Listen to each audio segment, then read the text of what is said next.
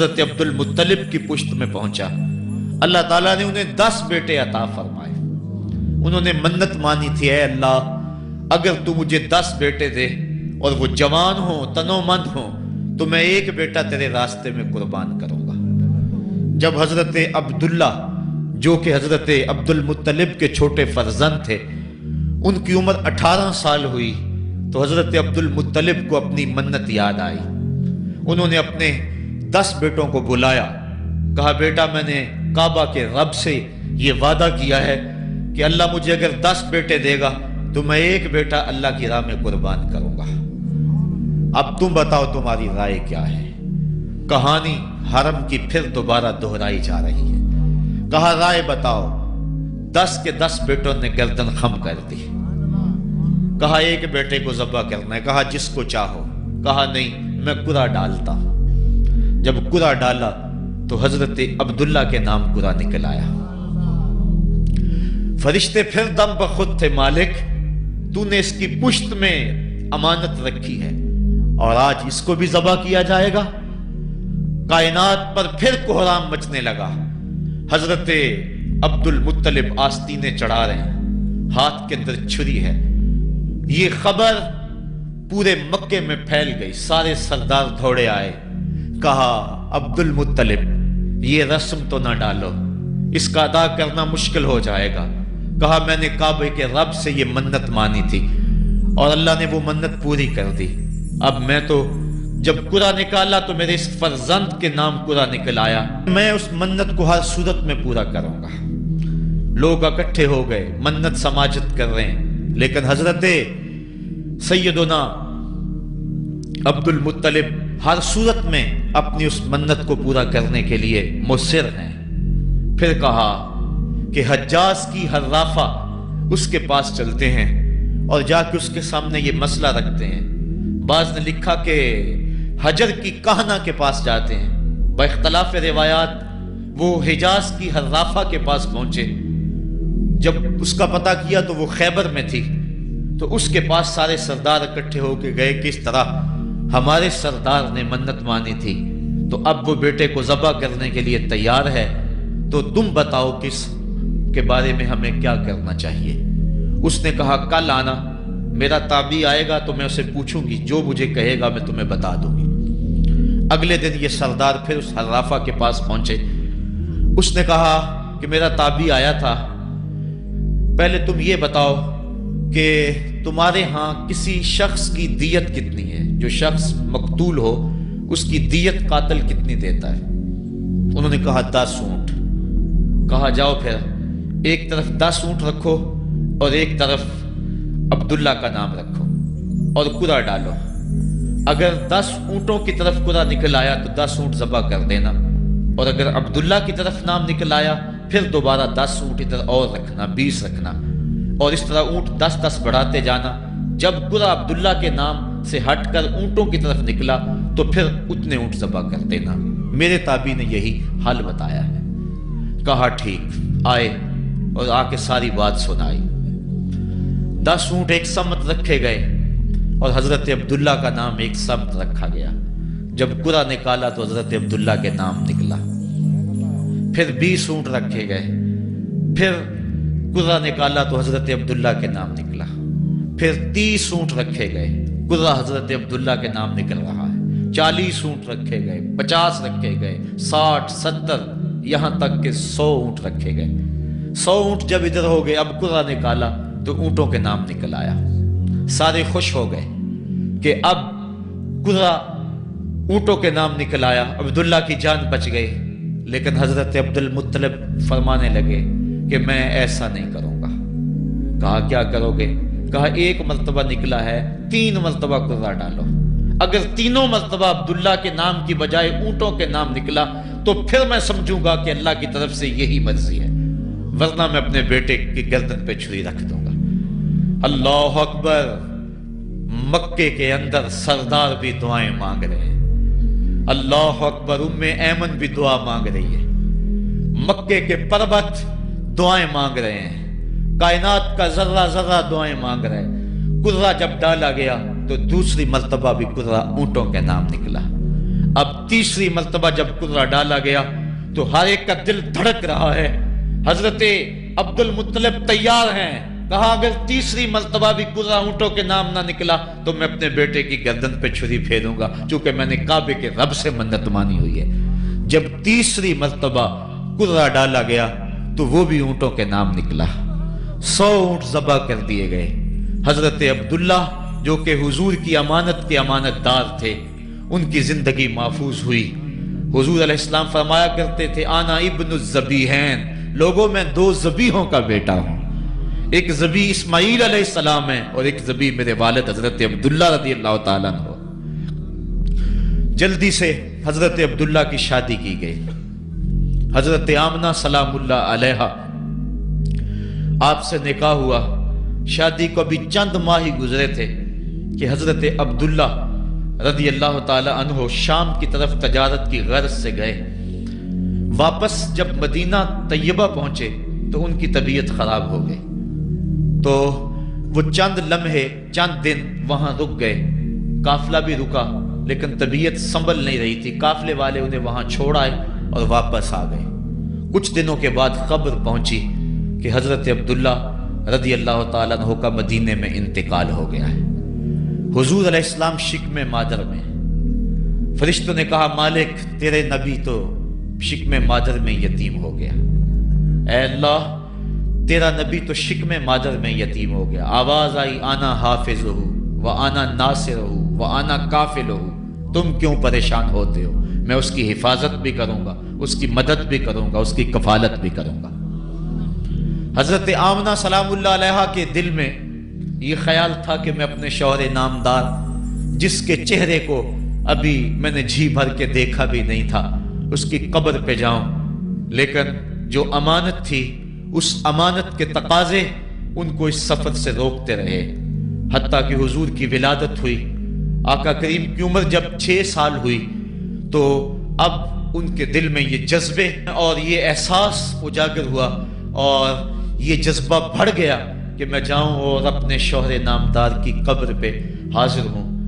حضرت آمنہ سلام اللہ علیہا آپ اپنے نونہال فرزند کو لے کر ام ایمن جو کہ حضرت عبداللہ کی کنیز تھیں ان کو لے کر آپ پہنچے. مدینہ المنورہ کچھ عرصہ گزارا. اللہ کے محبوب علیہ السلام کو کسی یہودی نے دیکھا تو اس نے یہ خبر گرم کر دی کہ وہ جو موعود نبی ہے جس کا وعدہ ہماری سابقہ کتابوں میں ہے وہ یہی ہے. لوگ جوق در جوق دیکھنے آنے لگے. تو حضرت آمنہ پریشان ہوئی اور جلدی سے وہ مکے کی طرف عازم سفر ہوئی. ابھی مکے سے 150 کلومیٹر کا فاصلہ باقی تھا کہ ابوا کے مقام پر حضرت آمنہ سلام اللہ علیہا کو سخت بخار ہو گیا اور حضرت آمنہ سمجھی کہ یہ میرا بخار جان لیوا ثابت ہوگا. تو انہوں نے ام ایمن کو بلایا. کہا لگتا ہے کہ یہ بخار میری موت کا باعث بنے گا.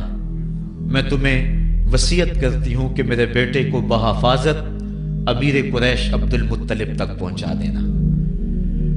اور اس کے بعد حضور کو حضرت آمنہ نے بلایا، اپنے سامنے بٹھایا، سر پہ ہاتھ رکھا.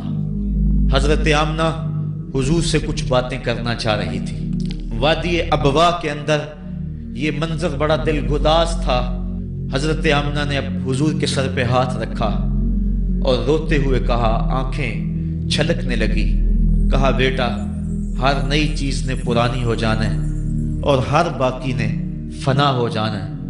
میں بھی جا رہی ہوں وذکر باک وولدت طہرا، لیکن سنو میرا ذکر نہیں مٹے گا، میں تیرے جیسا پاکیزہ بیٹا چھوڑ کے جا رہی ہوں. یہ آخری لفظ تھے حضرت آمنہ سلام اللہ علیہا کے. اس کے بعد حضرت آمنہ سلام اللہ علیہا آخری ہچکی لی اور حضور سے ماں بھی جدا ہو گئی. آقا کریم علیہ السلام نے اپنی والدہ کو وہاں دفن کیا ام ایمن کے ساتھ مل کے.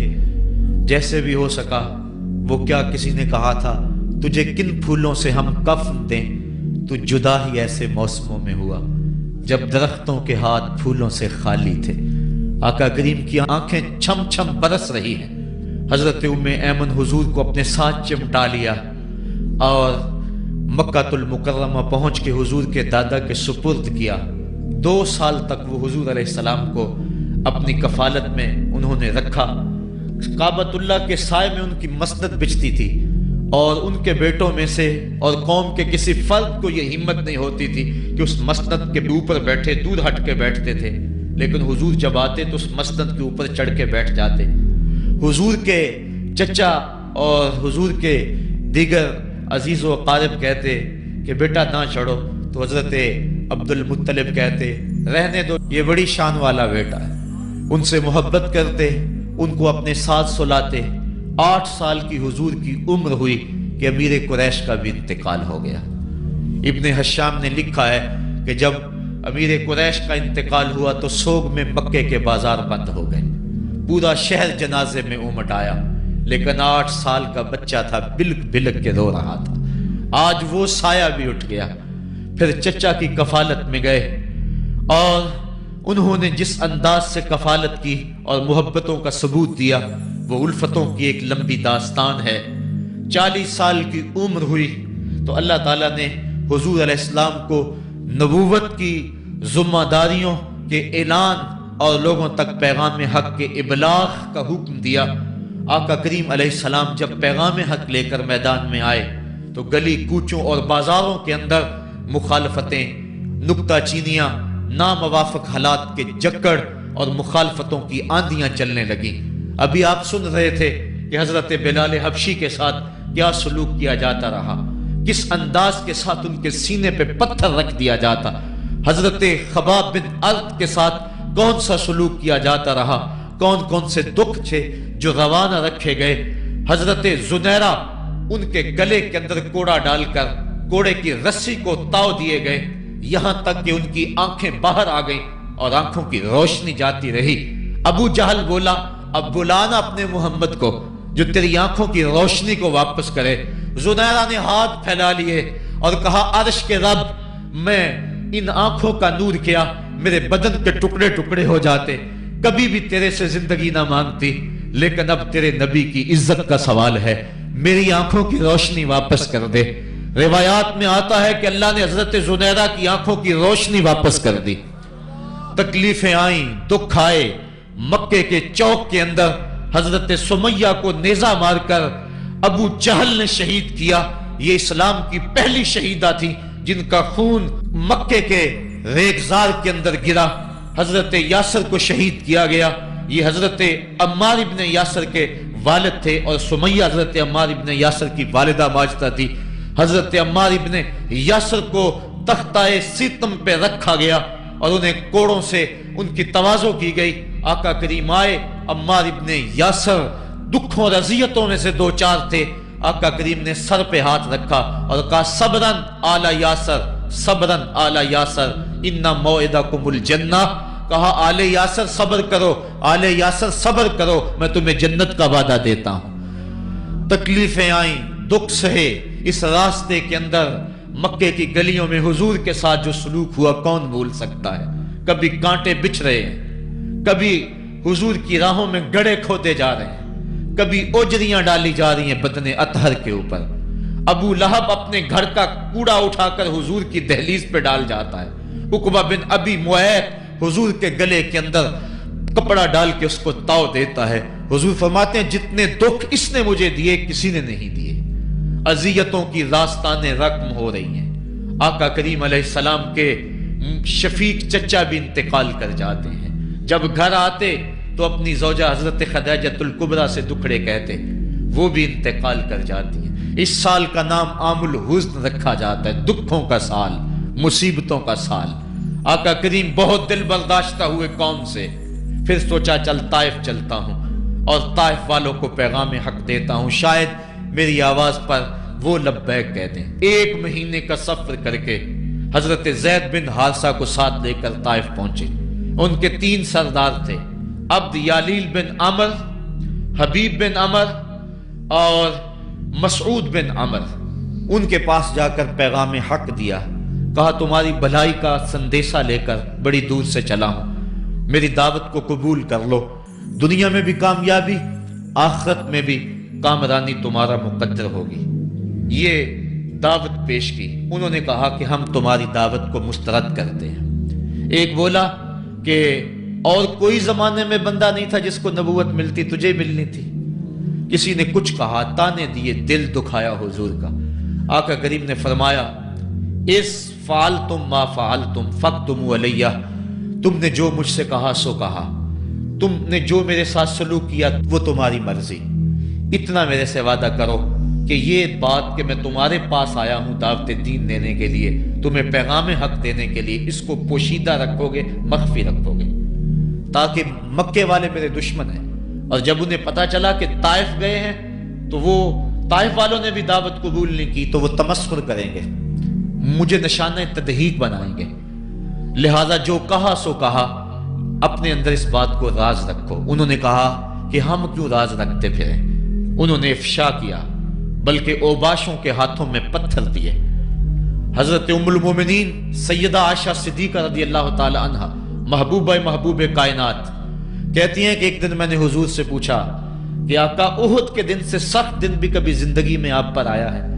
फरमाया, हाँ आयशा, जब ताइफ के बाजारों में तेरी कौम ने मुझे पत्थर मारे थे तो ये दिन उहुद के दिन से भी सख्त था। हुजूर फरमाते हैं, जब मैं ताइफ से बाहर निकला तो उनके हुंडे दो रोया के तारों में खड़े थे, हाथों में पत्थर, और मैं दरमियान से गुजरने लगा तो वो मेरे पांव पे पत्थर मारते। मैं पांव उठा लेता तो दूसरे पांव पे पत्थर मारते। फिर मैं शिद्दत दर्द और एहसास कर्ब से बैठ जाता तो उनके दो गुंडे आगे बढ़ते, मुझे कंधों से पकड़ के उठाते और फिर मुझे पत्थर मारते।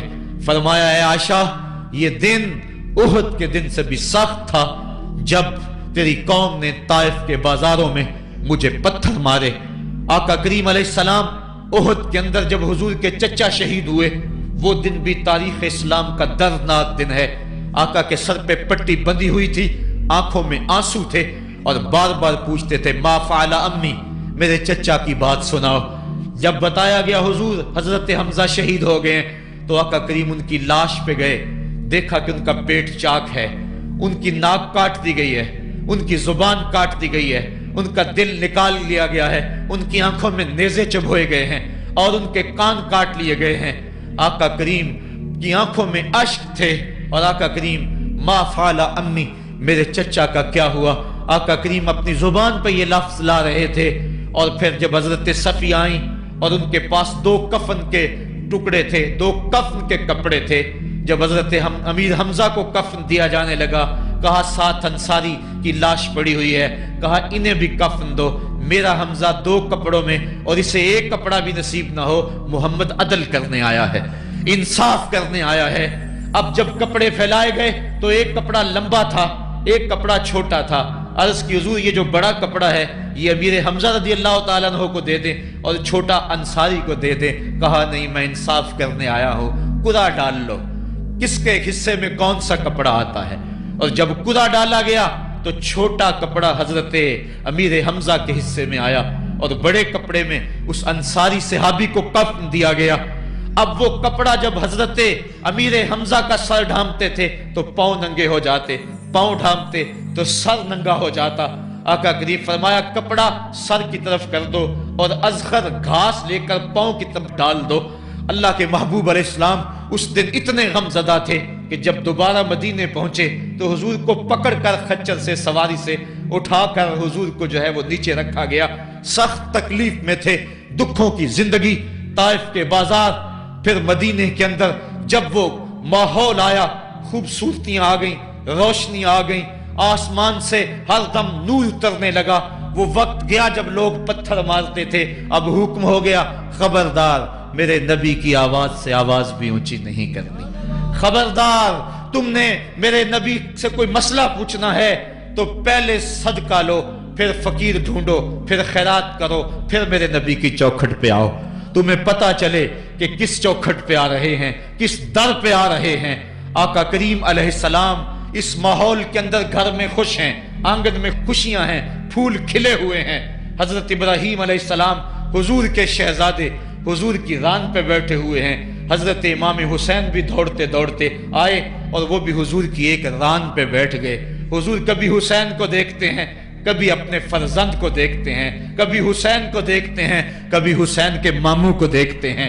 حضرت ابراہیم اور حضرت امام حسین رضی اللہ تعالیٰ عنہ دونوں کو دیکھ کر اللہ کے محبوب خوش ہو رہے ہیں۔ فرشتہ نے اذن مانگا، آقا کریم نے اذن دیا۔ اس نے عرض کی حضور ان دو میں سے ایک کا اختیار ہے، ایک کو ایک کے بدلے میں قربانی دینا ہوگی۔ اب قربانیوں کی وہ حرم سے جو داستان چلی تھی وہ تسلسل ٹوٹنے نہیں پا رہا ہے، وہ تسلسل جاری ہے۔ حضور نے ایک نظر حضرت ابراہیم کو دیکھا اور پھر ایک نظر حضور نے حضرت امام حسین کو دیکھا، پھر حسین کو پکڑ کے سینے سے لگایا اور کہا میں اپنے اس بیٹے پہ اپنے اس بیٹے کو قربان کر رہا ہوں۔ چند دن کے بعد حضرت ابراہیم کا انتقال ہوا۔ حضور کو جب خبر پہنچی، آقا کریم کی آنکھیں آنسو برسا رہی تھی۔ وَأَيْنَ رسول اللہ تدمعان، حضور کی آنکھوں میں آنسو جاری تھے اور حضور اپنے بیٹے کے سرہانے بیٹھے، پیشانی پہ ہاتھ رکھا، کہا بیٹا آنکھیں رو رہی ہیں، دل غم زدہ ہے، لیکن زبان سے وہی کہوں گا جس سے رب راضی ہوگا۔ لیس منا من ضرب الخدود وشق الجیوب ودعا بدعوی الجاہلیہ، جو گریبان نوچتا ہے، منہ پہ تھپڑ مارتا ہے، سینہ کو بھی کرتا ہے، کہ ہمارے ساتھ اس کا کوئی تعلق نہیں ہے۔ آنکھوں کا غم اور دل کا غم رحمان کی طرف سے ہے، ہاتھوں کا غم اور زبان کا واویلا یہ شیطان کی طرف سے ہے۔ کہا بیٹا آنکھیں رو رہی ہیں، دل غم زدہ ہے، لیکن زبان سے وہی کہوں گا جس سے رب راضی ہوگا۔ اب امام حسین حضور کی گود میں کھیلتے ہیں، کبھی حضور اپنی زبان ان کے منہ میں دے رہے ہیں، کبھی حضور اس کو اپنے کندھوں پہ سوار کرا رہے ہیں۔ کسی صحابی نے کہا کتنی اچھی سواری ملی، کہا سواری دیکھ رہے ہو سوار بھی تو دیکھو۔ کبھی سجدے میں ہیں تو حسین پشت پہ آ کے سوار ہو جاتے ہیں، آقا سجدے کو طول دے رہے ہیں۔ حضرت اسامہ بن زید رضی اللہ تعالیٰ عنہ فرماتے ہیں رات کافی بیت چکی تھی، میں حضور کے در پہ گیا۔ صحابہ حضور کے در پہ چوکھٹ پہ دستک نہیں دیا کرتے تھے، حضور کی چوکھٹ پہ لگ کے بیٹھ جاتے، آقا کریم اپنی مرضی سے آتے، صحابہ دکھڑا کہہ لیتے، کہانی کہہ لیتے، جو پوچھنا تھا پوچھ لیتے۔ لیکن اگر کبھی حالت ناگزیر ہوتی، کبھی ایمرجنسی حالات بنتے تو صحابہ اپنی انگلیوں کے پوروں کے ساتھ حضور کے دروازے پہ دستک دیتے۔ کانت تکرہ ابواب النبی بالاظافر، اللہ اکبر۔ حضور تشریف لائے، حضور سے حاجت کہی۔ یہ 14ویں صدی کی مصیبت ہے کہ نبی سے مانگنا نہیں چاہیے۔ اگر نبی سے نہیں مانگنا تو کس سے مانگے؟ اور کون سی چوکھٹ ہے جس در پہ جھولی پھیلائیں؟ کون سا دوارہ ہے جہاں کشکول پھیلا کے کہیں کہ ہماری جھولی بھر دی جائے؟ اور جتنے بھی سہارے ہیں سبک کرتے ہیں، عزت نفس بڑھاتا ہے سہارا تیرا، ہر آسرا ذلیل کرتا ہے، نبی کا آسرا بندے کو سر بلند کرتا ہے۔ حضرت اسامہ بن زید کہتے ہیں میری حاجت پوری ہو گئی، لیکن میں نے کیا ماجرا دیکھا۔ جب حضور گفتگو کر رہے ہیں، دوران گفتگو اللہ کے محبوب کمبل اوڑھ کے یوں ہی آگے تھے، حضور کے دائیں بائیں سے حرکت کا احساس ہوتا ہے جس طرح اندر کوئی چیز ہے۔ میری حاجت پوری ہوئی تو مجھ سے نہ رہا گیا، میں نے پوچھ لیا، میں نے کہا بندہ نواز یہ کیا ماجرا؟ آپ کمبل اوڑھا ہوا ہے اور اندر سے کسی کی حرکت کا احساس ہے۔ فکشفہ، حضور نے کمبل کو کھول دیا۔ فائز الحسن والحسین علی وارکیہ، تو ایک پہلو سے امام حسن لپٹے ہوئے تھے، ایک سے امام حسین لپٹے ہوئے تھے۔ کہا یہ میرے بیٹے ہیں، یہ میری بیٹی کے بیٹے ہیں، اے اللہ میں ان سے پیار کرتا ہوں، تو بھی ان سے پیار کر، اور جو ان سے پیار کرے میرے مالک تو اس سے بھی پیار کر۔ اور ایک دن فرمایا حسین منی وانا من الحسین، لوگو حسین مجھ سے ہے اور میں حسین سے ہوں۔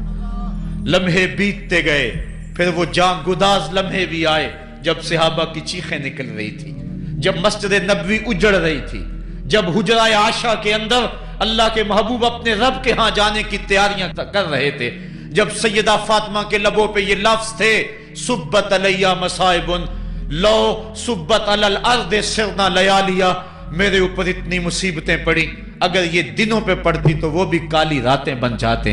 حضور علیہ السلام کا جب جسد اطہر اٹھا تو صحابہ کی جو حالت تھی وہ اس انداز سے کہ صحابہ کے کلیجے پھٹ رہے تھے، روحیں گداس ہو رہی تھی۔ ایک ہاتھ اٹھا کے دعا مانگ رہا تھا، اللہم اذہب بصری حتی لا ارا بعد حبیبی محمد احدا، اے اللہ مجھے اندھا کر دے، مجھے اندھا کر دے، مجھ میری آنکھوں کی بینائی اچک لے، تیرا محبوب تہے مزار چلا گیا، میں نے آنکھوں کی روشنی کو کیا کرنا ہے۔ وہ دن بھی آئے، حضرت سیدنا صدیق اکبر کا کلیجہ بھی پگھل رہا ہے، وہ بھی غم رسول میں رو رہے ہیں، صحابہ تڑپ رہے ہیں۔ وہ اونٹنی، غصبہ نامی اونٹنی جس پہ حضور سواری کرتے تھے، وہ حضرت فاطمہ کے دروازے کے اوپر سر رکھ کے رو رو کے مر گئی۔ جب محبوب نہیں رہے تو ہم نے جی کے کیا لینا ہے۔ کائنات اجڑ گئی، جہان میں جو ہے وہ ہر سمت اندھیرا ہی اندھیرا چھا گیا، لیکن روشنی کے ٹمٹماتے ہوئے چراغ آج بھی روشن ہیں، جن کو دیکھ کر مصطفیٰ یاد آتے ہیں۔ لوگ ان شہزادوں کو دیکھ لیتے ہیں اور حضور کی یاد کو تازہ کر لیتے ہیں۔ وقت گزرتا گیا، پھر وہ لمحے بھی آئے کہ جب حضرت امام حسن کو زہر دیا گیا اور آپ کا کلیجہ کٹ کٹ کے کئی سو حصوں میں باہر آیا۔ آپ سے آخری لمحے حضرت امام حسین نے پوچھا کہ میرے بھائی کوئی وصیت؟ کہا بیٹا کوفے والوں سے بچ کے رہنا، ان کے دغے سے بچ کے رہنا۔ لمحے بیت گئے، 60 ہجری کو یزید تخت نشین ہوا، تخت نشین ہو گیا تھا، لیکن اس نے یہ چاہا کہ حضرت امام حسین رضی اللہ تعالی عنہ میرے لیے بیعت کر لیں، اور اس نے مدینے کے گورنر ولید بن عقبہ کو خط لکھا، اور خط کا مضمون یہ تھا کہ امام حسین کو بلاؤ اور میرے لیے بیعت لو، اور اگر وہ بیعت نہیں دیتے تو اس خط کے جواب کے ساتھ ان کا سر بھیج دو۔ ولید بن عتبہ محب اہل بیت تھا، اس نے رات کی کافی تاریکی کے اندر حضرت امام حسین رضی اللہ تعالیٰ عنہ کو پیغام بھیجا۔ حضرت امام حسین نے حضرت عبداللہ ابن زبیر سے مشورہ کیا، انہوں نے کہا اس وقت گورنر کا بلانا خیر نہیں، صبح جائیں گے۔ آپ فرمایا نہیں میں بھی جاتا ہوں۔ کچھ سواروں کو ساتھ لیا، کہا تم باہر کھڑے ہو جانا دارالامارت کے، اگر میں آواز دوں تو تم دوارے پھلانگ کے اندر آ جانا۔ ولید بن عتبہ کے پاس امام حسین پہنچے، آپ نے کہا کہ سناؤ کیا معاملہ ہے؟ تو اس نے کہا کہ یہ خط ہے جو یزید نے بھیجا ہے۔ آپ نے فرمایا کہ میں صبح بتاؤں گا۔ ولید بن عتبہ نے کہا ٹھیک ہے۔ امام حسین پلٹنے لگے تو مروان بن حکم جو پاس بیٹھا ہوا تھا گورنر کے، کہنے لگا یہ چلے گئے تو دوبارہ ہاتھ نہیں آئیں گے، اب موقع ہے، اب ان کو پکڑ لو اور ان سے زبردستی بیعت لے لو۔ یہ بات حضرت امام حسین کے کانوں میں پڑی، آپ پلٹے، نیام سے تلوار نکالی، حیدری کچھار سے محمدی شیر نکل آیا، اور حضرت امام حسین رضی اللہ تعالیٰ عنہ نے اس وقت جو جملے کہے، تاریخ کے اوراق کے اندر وہ جملے محفوظ ہیں۔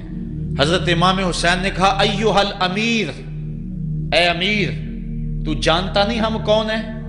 انا معدن الرسالہ و محبت الوحی و مختلف الملائکہ، میں وہ ہوں جس کے گھر میں جبریل آتا تھا، ہمارے گھر میں وحی اترتی رہی ہے۔ وَيَزِيدُ بْنُ الْمُعَاوِيَةِ رَجُلٌ فَاسِقٌ فَاجِرٌ قَاتِلُ النَّفْسِ مُعْلِنٌ بِالْفِسْقِ شَارِبُ الْخَمْرِ وَمِثْلُنَا لَا يُبَايِعُ۔ کہا اور یزید شرابی ہے، یزید مسلمانوں کا قاتل ہے، یزید فاسق مولن ہے، اے امیر میرے جیسا شخص چھپ کر بیعت نہیں کر سکتا۔ اللہ اکبر۔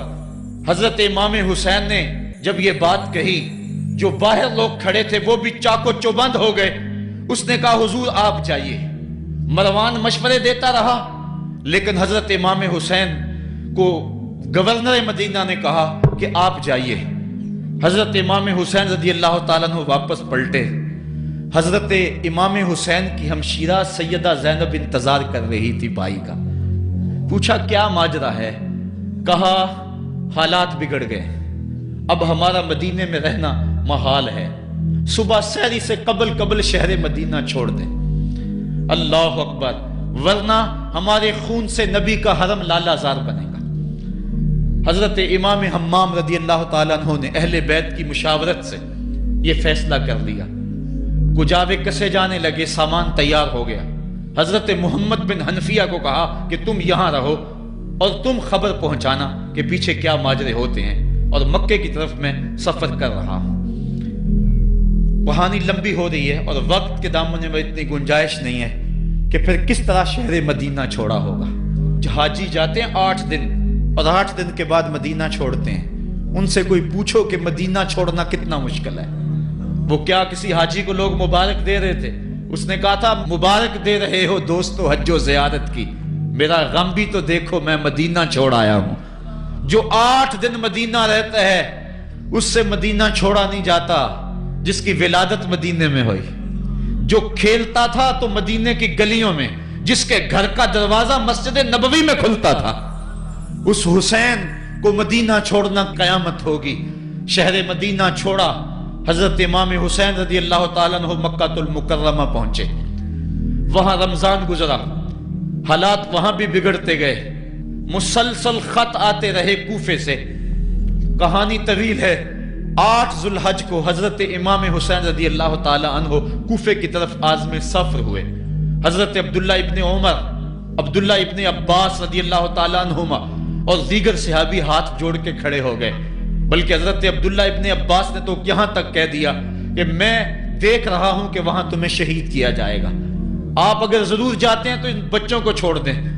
حضرت امام حسین فرماتے میرے غم گسارو، میرے پیارو مجھ کو نہ روکو، مجھ کو جانے دو، مجھے نانے کے دی کی ڈوبتی کشتی بچانے دو.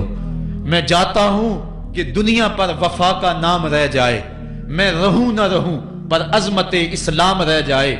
میں نہیں جاتا تو نبی کے گھر کی آن جاتی ہے، لوگوں تمہارا دین جاتا ہے، میری غیرت ایمان جاتی ہے. کہا مجھے جانا ہوگا. 8 ذو الحج کو لوگ کعبہ کی طرف آ رہے ہیں اور کعبہ دلہن کی طرح سنورا ہوا ہے. طواف کرنے والوں کا جھرمٹ ہے. حاجی حج کرنے آ رہے ہیں لیکن حضرت امام حمام کسی اور حج کی تیاری کر رہے ہیں. کسی نے کہا حج تو کر جائیں، اتنی مرتبہ مدینے سے پیدل چل کے آئے اور آج تو مکہ المکرمہ میں موجود ہیں. کہا پیچھے ہٹو، جو حج میں کرنے جا رہا ہوں وہ نوکھا ہوگا، وہ نرالا ہوگا. تم بھی طواف کرو گے، میں بھی طواف کروں گا. تم طواف کعبۃ اللہ کا کرو گے اور میں خیموں کا طواف کروں گا. ایک حج تمہارا ہے، ایک حج میرا ہے. تم بوسے لوگے کس کے حجر اسود کے، میں اپنے فرزند کا منہ چوموں گا. لوگوں ایک طواف تمہارا ہوگا، ایک طواف میرا ہوگا. تم آب زمزم پیو گے، میں پیاسا رہوں گا. اور تم کبھی صفا پہ کبھی مروہ پہ دوڑو گے، میں کبھی علی اکبر کی لاش اٹھانے جاؤں گا، کبھی میں قاسم کی لاش اٹھانے جاؤں گا، کبھی اون محمد کے تڑپتے ہوئے لاشوں کو اٹھانے جاؤں گا. لوگوں ایک حج تمہارا بھی ہے، ایک حج میرا بھی ہے. جب تم حج کر لو گے تمہاری سائی مکمل ہو جائے گی تو تم سر مڈا کے احرام کھول دو گے، اور جب میری سائی مکمل ہو جائے گی تو میں سر کٹا کے احرام کھول دوں گا. تم سفید احرام پہنو گے، میں سرخ احرام پہنوں گا. اور وہ حج قیامت تک کے آنے والے حجوں کی آبرو ہوگا. حسین اگر نہ شہید ہوتا تو آج گھر گھر یزید ہوتا. اسلام کی عظمت عیاں نہ ہوتی، خدا کے گھر میں اذان نہ ہوتی. بار الہا نوحہ سناتا پھرتا، تا روز جزا اشک بہاتا پھرتا. امداد نہ کرتے اگر کربلا میں حسین، اسلام تیرا ٹھوکریں کھاتا پھرتا. کربلا کی تپتی ہوئی ریگزار میں حضرت امام حسین نے جبر و ظلم کے خلاف جس قوت سے کھڑے ہو کر عظیمت کی داستان رقم کی. 10 محرم کا دن تھا، جمعے کا یوم سعید تھا. بھیچ کربلا کے میدان میں دوپہر کے وقت جب نبی کا خاندان اجڑ رہا تھا، ایک ایک کلی اس چمن کی کٹ رہی تھی. 72 افراد 22,000 کے لشکر جرار کے مقابلے میں کھڑے تھے. وہ یزید جس نے اس کے علاوہ بھی بڑے جرم کیے، جس نے جو ہے وہ 1700 صحابہ کو مکہ المکرمہ میں شہید کیا، جس نے 700 حفاظ کرام کو شہید کیا، جس نے حضرت ابو سعید خضری کی داڑھی نوچ لی، جس نے مدینے کے اندر مسجد نبوی کے اندر گھوڑے باندھے، جس نے جو ہے وہ 3 دن تک مسجد نبوی کے اندر اذان نہ ہونے دی، وہ یزید آج کربلا کے تپتے ہوئے ریگزار کے اندر آل رسول کے ساتھ ظلم کی وہ داستان رقم کر رہا تھا کہ قیامت تک آنسو سسکیاں نہیں تھمنے پائیں گی. یزید مر گیا اس کا نام مٹ گیا، اس کا تشخص مٹ گیا، لیکن حسین کا نام آج بھی زندہ ہے، اس کا پیغام آج بھی زندہ ہے۔ یہ ہزاروں کا مجمع، یہ امٹتے ہوئے محبتوں کے جذبات، یہ آنسوؤں کا خراج دینا، کیا یہ حسین ابن علی کی زندگی کی دلیل نہیں ہے؟ کون ہے جو یزید کا نام لیتا ہو؟ آج اگر کوئی یزید کا نام لیتا بھی ہے تو سر جھکا کے لیتا ہے۔ میں کہتا ہوں کیسا تمہارا لیڈر ہے جس کا نام لینے سے قبل شرمندہ ہوتے ہو، جس کا نام لیتے ہوئے شرمندہ ہوتے ہو، جس کا نام لینے کے بعد پسینہ پسینہ ہوتے ہو۔ تم اپنے قائد اور لیڈر کا نام لیتے جھجکتے ہو، گردن جھکا کے دائیں بائیں دیکھ کے نام لیتے ہو، اور جب ہم نام اپنے آقا کا لیتے ہیں سر اٹھا کے لیتے ہیں۔ اے حسین ابن علی تم پر سلام۔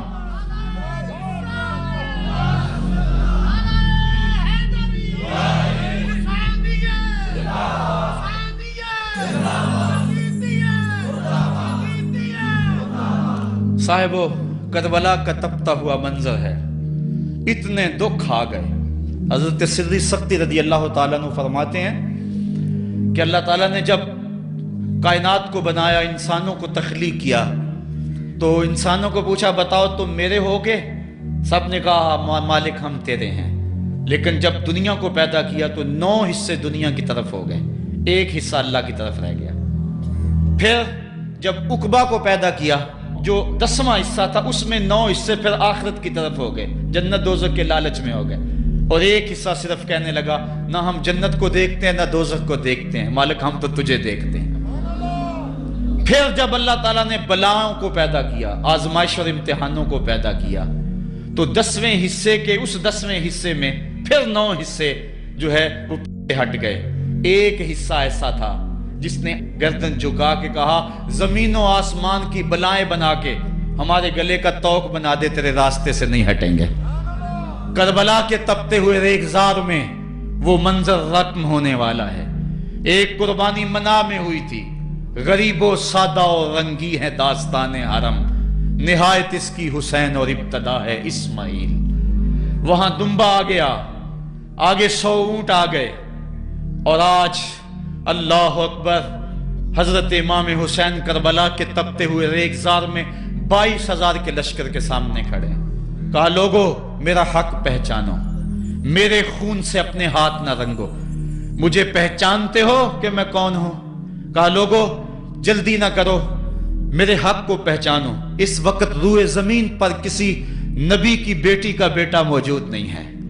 لوگو میرے راستے سے ہٹ جاؤ اور میرے خون سے اپنے آپ کو ابدی بدبختیوں کا شکار نہ کرنا، بلکہ آپ نے نام لے لے کے فرمایا کہ اے زید بن حارث، اے ابن دبی، اے ابن جبیر، اے فلاں فلاں، نام لے کر کہا تم نے خود ہی خط لکھے تھے۔ انہوں نے کہا ہم خط نہیں لکھے۔ آپ نے وہ چمڑے کا تھیلا تھا اس کو الٹ دیا، کہا یہ تمہارے خط ہیں اور آج تم مکر گئے ہو۔ انہوں نے کہا کہ سیدھی بات ہے، یا تو بیعت کرو اور یا پھر مرنے کے لیے تیار ہو جاؤ۔ حضرت امام حسین نے کہا کیسی بات کرتے ہو، اگر میں نے بیعت کرنی ہوتی تو مدینہ کیوں چھوڑتا، اس جائے پناہ کو کیوں چھوڑتا۔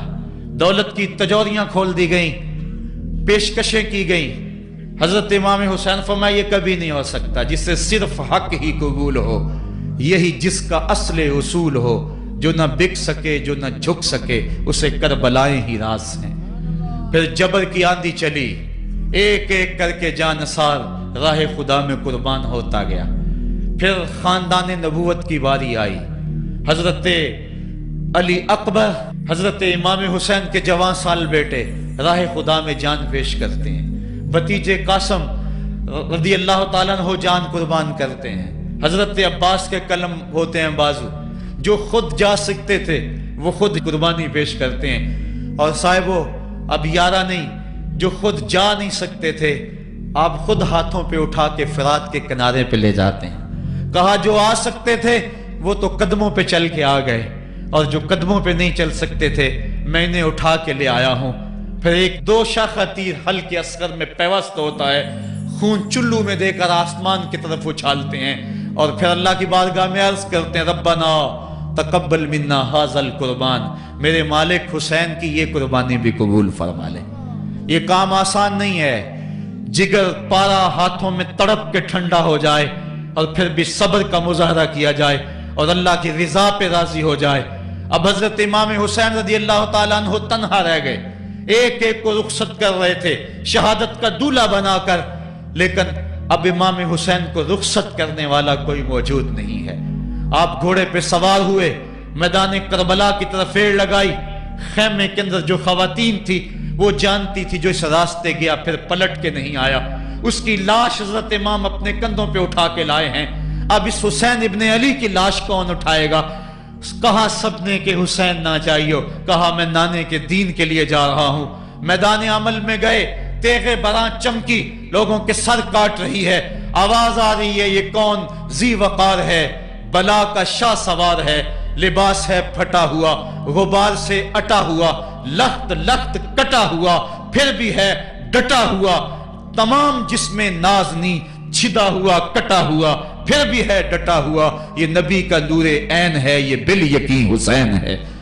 हुसैन इब्ने अली ने करबला के तपते हुए रेगजार के अंदर वो अजीमत की दास्ताने रकम की और फिर बोछार तीरों की, एक तन्हा सैयद ज़ादा और हजारों तीर चारों समत से उनके ऊपर बरसने लगे। किसी ने नेजा मारा, किसी ने तीर मारा। जब हजरत इमाम हुसैन घोड़े की जीन से नीचे उतरे तो उस वक्त आपके बदन पर 33 जख्म तलवारों के थे, 34 नेजे के अनियां आपके जिस्म के अंदर खुबी हुई थी। और मुहतात रिवायात के मुताबिक जब बाद में आपका पैराहन उतारा गया तो उसके अंदर 113 सुराख तीरों के निकले और वो तीर जिस्म में पैवस्त थे। और जब घोड़े की जीन से फर्शे जमीन पर गिरे, लगा जिस तरह रेहल से कुरान गिर गया हो। हजरत इमाम हुसैन रदी अल्लाह ताला अन्हो जब घोड़े की जीन से फर्शे जमीन पर गिरे तो वो जो तीर जिस्म में खुबे थे वो और पैवस्त हो गए, खूने मुश्कबू रेत के जर्रों पे बहने लगा। गोया इस्लाम का दिल धरती के ऊपर है, कायनात राशे में आ गई, करबला की धरती का कलेजा कांप रहा है। हजरत उम्मे सलमा को हुजूर ने करबला की मट्टी दी, कहा जब ये खून बन जाए तो समझ लेना कि मेरा हुसैन शहीद कर दिया गया है। वो मदीने के अंदर ख्वाब देखती हैं कि आका करीम अलैहिस्सलाम दाढ़ी मुबारक के अंदर गर्द मुबारक पड़ी हुई है और बाल उलझे हुए हैं, घबरा के उठ खड़ी हुई कि क्या माजरा है। और जल्दी से उस शीशी को देखा तो वो शीशी का जो मट्टी रखी हुई थी वो खून बन गया था। और आपने कहा अहले मदीना सुन लो, हजरत इमाम शहीद कर दिए गए हैं। इधर इमाम हुसैन खून और खाक के अंदर तड़प रहे हैं और आपके जिस्म नाजुक पर बर्छियों, तेगों और तलवारों के साथ जो है वो लोग वार कर रहे हैं। सनान बिन अंस नखी आगे बढ़ा लेकिन सर काटने की हिम्मत ना पड़ी, उसने नेजा मारा और आपके गले के करीब वो नेजा पार कर गया और खून का फवारा फूटा। जरा बिन शुरैक ने आपकी पेशानी पे नेजा मारा, आप घबरा के गिरे, उठे और फिर गिर गए और फिर आपने अपनी पेशानी सजदे में रख दी। अपना खून जो था वो चेहरे पे मल लिया। हुसैन ने सुर्ख रंग के खून का जो खजाब था वो अपने दाढ़ी पे लगा लिया कि कल मैं अपने नाना को ये रंगत भी दिखाऊंगा। हरम की वो दास्तां जो मना से शुरू हुई थी आज उसकी तकमील हो रही है। वो गरीब और सादा और रंगीन दास्तां हजरत इमाम हुसैन रकम कर रहे हैं। खून से दाढ़ी रंग गई और आपके माथे के ऊपर ज़रा बिन शुरैक ने वो जो नेजा मारा था उससे आप संभल न सके, उठ के फिर नीचे गिरे, पेशानी को सजदे में रखा और सजदे में रख के अल्लाह की बारगाह में आखिरी लफ्ज जो मेरे इमाम की जुबान से निकले दिलों की तख्तियों पे नोट कर लो और देखो। अल्लाह ताला के बंदे हजरत खलील ने दुआ मांगी थी, ऐ मेरे मालिक, ऐ मेरे मालिक, मैं इस जगह ते अपनी ज़ुर्रियत औलाद को छोड़ के आबाद करके जा रहा हूँ और दुआ करता हूं कि वो नमाज को कायम रखें। आज उस दुआ की तकमील का मंजर लोगों के सामने है कि 113 तीर जिस्म में खुबे, 34 तलवारों के घाव, और वो भी रावी कहते हैं कि एक एक घाव में कितनी कितनी तलवारों के जख्म थे और नेजे की अनियां जिस्म में खुबी हुई थी। आपके कलेजे के अंदर नेजे की अनी को तोड़ दिया गया था। इस मौके पे हजरत इमाम हुसैन रज़ी अल्लाह ताला अन्हु ने अपने आप को संभाल के पेशानी को रेत के ऊपर रखा और अल्लाह की बारगाह में आखिरी लफ्ज हजरत इमाम हुसैन के लबों पे जो मचले, खून निकल रहा था اور خولی بن یزید آگے بڑھ کے سر انور کو جدا کرنے کی تیاریاں کر رہا تھا. سنان بن انس آگے بڑھا لیکن کپ کپا کے پیچھے ہو گیا. خولی بن یزید آگے بڑھا, وہ بھی پیچھے ہو گیا. پھر شمر آیا اور شمر آپ کے جسم نازک کے اوپر بیٹھ گیا. حضرت امام حسین نے جب دیکھا تو اس کے بدن کے اوپر برس کے پھل پیری کے نشان تھے. تو حضرت امام حسین کی زبان سے نکلا, صدق اللہ و صدق رسول اللہ, میرے آقا میرے اللہ نے سچ کہا. اس نے کہا کیا سچ کہا؟ کہا ایک دن میں حضور کی خدمت میں حاضر تھا تو حضور نے فرمایا تھا میں دیکھ رہا ہوں ایک چتکبرا کتا میری اولاد کے خون میں منہ مار رہا ہے. آج میں دیکھ رہا ہوں کہ مصطفیٰ کریم کا وہ فرمان جو ہے وہ پورا ہو رہا ہے. وہ غصے میں آیا. امام جلدی اپنی پیشانی سجدے میں رکھی اور اللہ کی بارگاہ میں امام کے آخری لفظ تھے, اللہم رضن بقضائک وصبرن علی بلائک تسلیما لامرک سبحان ربی الاعلی سبحان ربی الاعلی سبحان ربی الاعلی.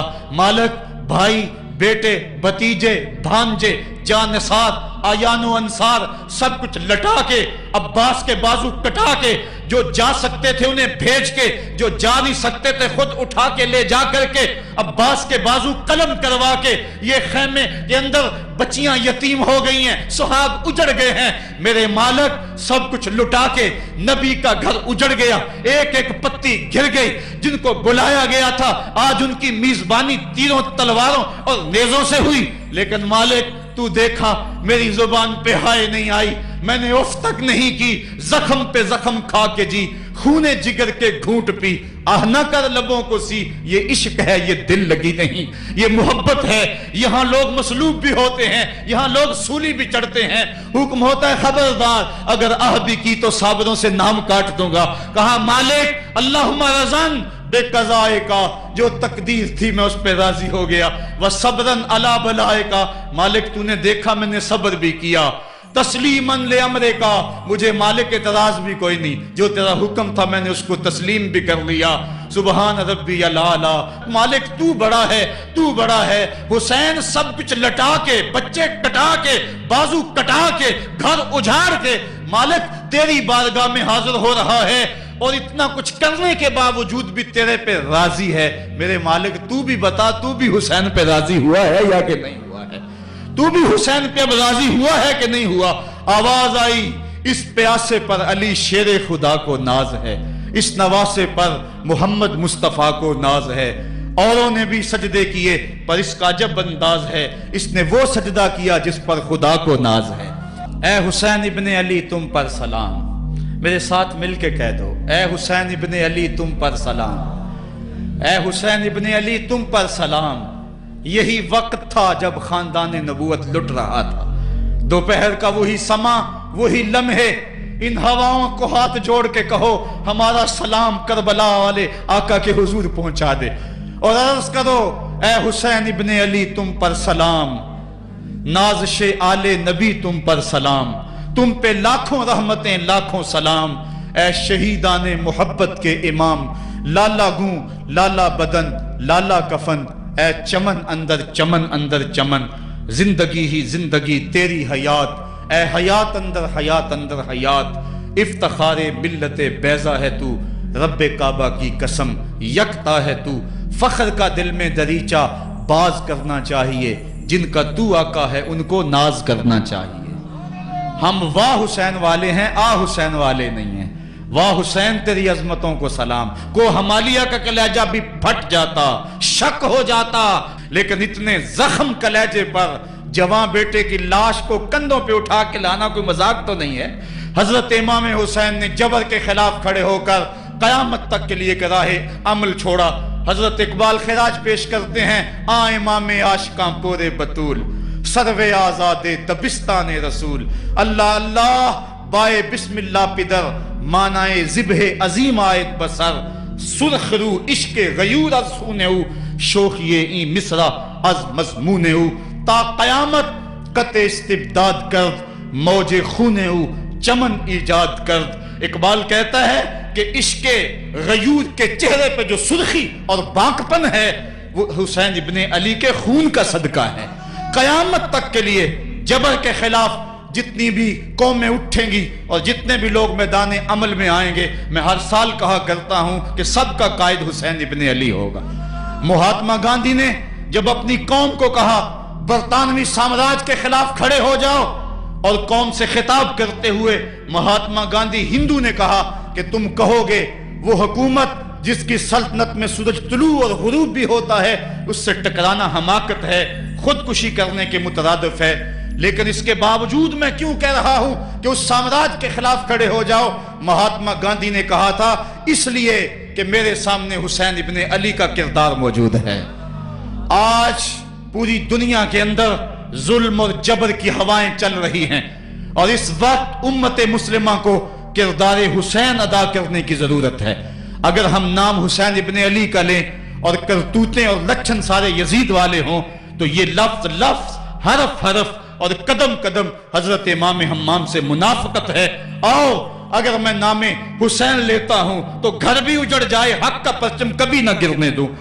मैं और आप इस अज़्म के साथ मैदान अमल में उतरें। इदारतुल मुस्तफा किसी तंजीम का नाम नहीं, ये एक फिक्र का नाम है, एक तहरीक का नाम है, एक मिशन और एक इनकलाब का नाम है।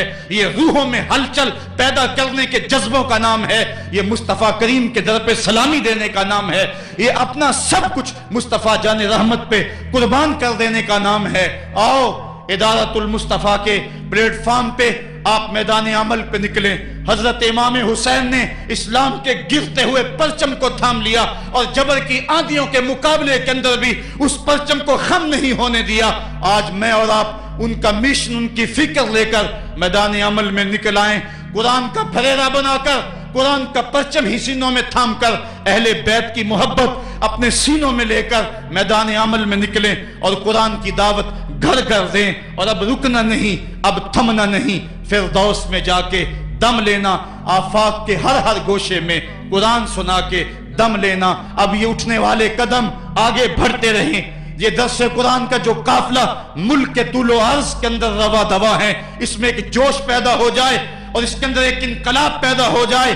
कोई घर ऐसा न रहे, कोई बस्ती ऐसी न रहे, कोई कान ऐसा न रहे जिस कान तक कुरान का नगमा न पहुंचने पाए। इदारतुल मुस्तफा के जवां साल मुबल्लिग गली गली कूचे कूचे फैल जाएं, और जो दाई हैं, दावत देने वाले हैं, अगर वो खुद पैगाम पहुंचा सकते हैं तो असहद बिलाल इंदल्लाह अशहद, बिलाल की असहद भी अल्लाह को कबूल है। वो टूटे फूटे लफ्ज लेकर मैदान अमल में निकल आए, वरना वो सीडीज ले लें, वो और कुतब ले लें, वो दीन के का नारा ले लें, वो पैगाम हक ले लें, और गली गली कूचा कूचा उसवा शब्बीरी और नामे हुसैन की दुहाई देते चले जाएं।